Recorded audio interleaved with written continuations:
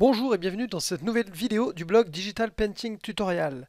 Alors pour ce nouveau cas pratique, nous allons dessiner une bouche féminine avec des lèvres assez pulpeuses et avec un très léger effet de rouge à lèvres. Alors, on va utiliser une technique et des techniques un petit peu différentes de ce qu'on avait utilisé pour le cas pratique de la casquette. Donc on va réaliser ce cas pratique en deux épisodes de 9 étapes. Donc pour faciliter l'exercice, je vous ai rajouté une palette de couleurs au fichier d'exercice, tout simplement pour éviter la difficulté du choix des couleurs et rester concentré sur la technique, sur les formes, sur les volumes, sur la lumière, sur les ombres, etc. Et vous ôtez la difficulté des couleurs pour ce cas pratique. On verra dans d'autres tutos comment gérer la couleur. Allez, c'est parti. Donc pour ce cas pratique, je vais créer une layer pour chaque étape. Donc ça va vous permettre de voir qu'on a la possibilité vraiment de découper l'exercice en 9 sous-parties. Alors on commence tout d'abord par un croquis très rapide. J'utilise une couleur de gris pour ça et j'utilise une brush dure. Alors, vous voyez que le trait n'est pas toujours parfait. Il faut parfois s'y reprendre à plusieurs reprises. Pour ce cas pratique, ça n'a pas vraiment d'importance puisqu'on va vraiment travailler en technique de peinture, c'est-à-dire qu'on ne va pas vraiment travailler une illustration, on va donc faire disparaître les traits de croquis et les traits de contour. Donc vraiment, ce premier croquis, c'est uniquement pour se donner des repères et garder le croquis juste sous le coude pour pouvoir ensuite apposer les couleurs comme on le veut. Alors, si vous ne savez pas exactement comment se dessine une bouche, on verra ça dans des cours d'anatomie. Là, tout ce que je fais, c'est que j'utilise parfois des petits repères, des petits points, simplement pour arriver à voir exactement comment je vais proportionner les lèvres entre elles, l'épaisseur, la largeur, etc. Donc ça, c'était la première étape, un croquis très rapide. Je passe ensuite à une deuxième layer que je viens remplir avec la couleur de base du visage. Je fais passer le croquis par-dessus et ensuite à partir de là je peux commencer à remplir la couleur qui se situe autour des lèvres. Alors là, le choix que je fais, c'est de ne pas attaquer les lèvres dès le départ, mais de commencer en fait par les contours et par les ombres. Donc les commissures des lèvres, je mets une couleur assez sombre et ensuite sous la lèvre, je viens teinter un petit peu pour rajouter une ombre. Donc pour ce dessin de bouche, je considère que la lumière vient d'au-dessus du visage, ce qui est en règle générale le cas, puisque la lumière du soleil vient en général au-dessus de notre visage, de notre tête, donc la lumière vient très fréquemment au-dessus du visage. Donc on ne va pas rentrer dans des cas plus particuliers avec une lumière qui arrive par-dessous, etc., qui ne représente pas la majorité des cas. Donc là, pour la commissure des lèvres, par exemple, je me rendais compte que la couleur était un petit peu trop foncée, donc je suis venu enlever un petit peu de couleur et ici je viens ombrer sur la lèvre supérieure, dans le creux de la lèvre supérieure. Ensuite je viens rajouter des lumières sur le dessus de la lèvre, d'accord, parce que la lèvre supérieure est très souvent éclairée par la lumière qui arrive d'au-dessus. Donc comme elle est un tout petit peu incurvée et pour lui donner un petit peu de volume, je rajoute et donc je viens éclaircir par-dessus les lèvres supérieures avec une teinte qui est plus claire. Je passe ensuite à la troisième étape qui va consister à venir remplir ce coup-ci vraiment le contenu des lèvres avec une couleur que je considère une couleur neutre, la couleur la plus représentative des lèvres que je vais vouloir dessiner. Donc ici c'est une couleur foncée et je viendrai ensuite éclaircir petit à petit cette couleur-là. Donc là, j'utilise une brosse dure et je viens vraiment délimiter le contour des lèvres. Donc là, je vous le passe en accéléré et ne pas hésiter à faire une rotation du canevas pour être un peu plus à l'aise avec ces traits.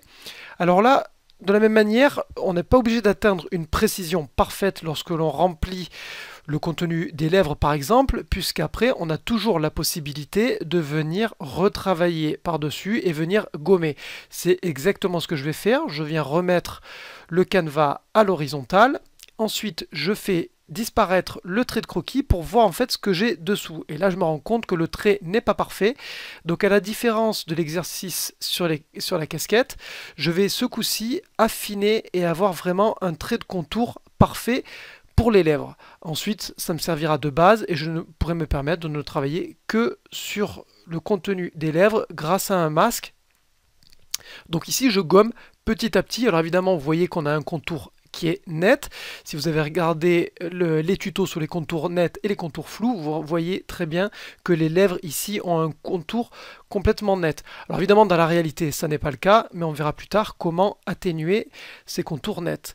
Donc ici, j'ai sélectionné la lèvre, j'ai créé un groupe et je viens rajouter un masque sur ce groupe pour contraindre ensuite toutes les layers supplémentaires dans ce masque et pour éviter de déborder.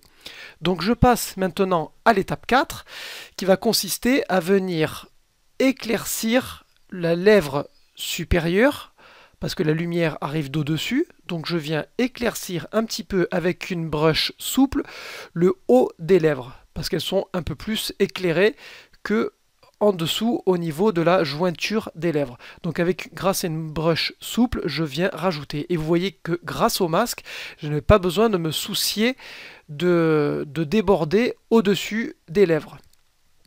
Alors là, je réduis la brush petit à petit et je viens travailler un peu plus dans le détail pour venir rajouter un peu plus de réalisme à ces lèvres et éviter d'avoir un trait qui soit un petit peu trop uniforme.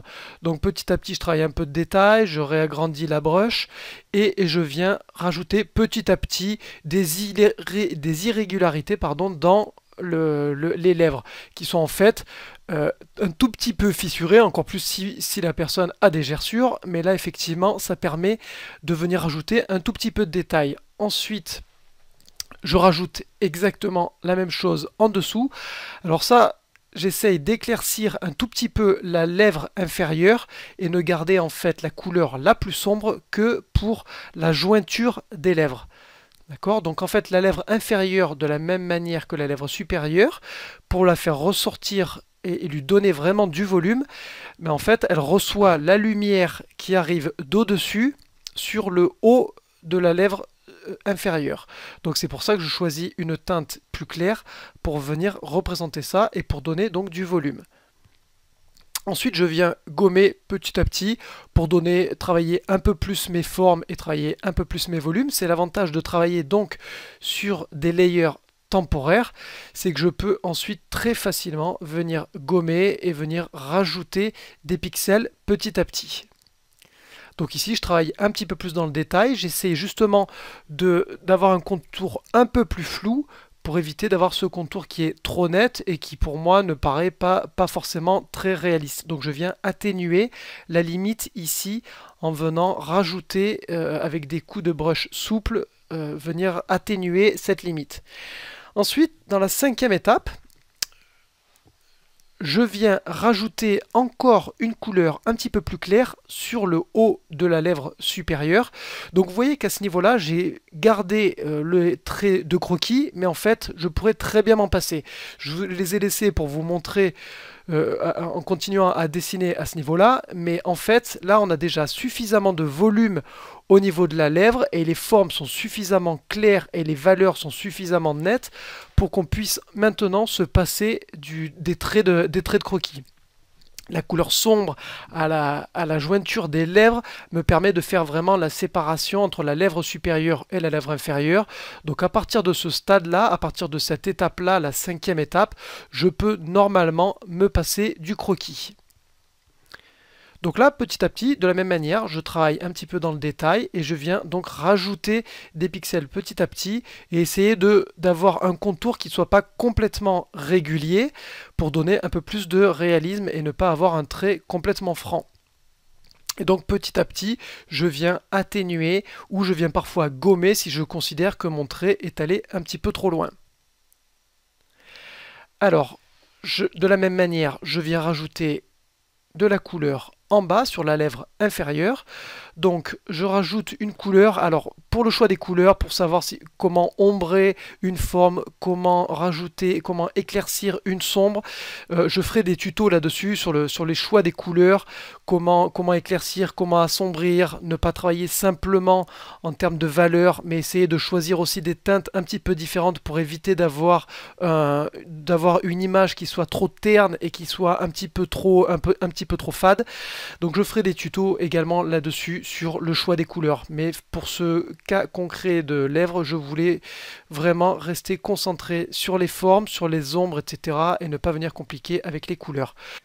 Maintenant qu'on a nos formes et nos volumes, on verra dans le prochain épisode comment travailler le détail et comment affiner pour obtenir un effet plus réaliste. Merci d'avoir regardé cette vidéo du blog Digital Painting Tutorial et la suite dans le prochain épisode.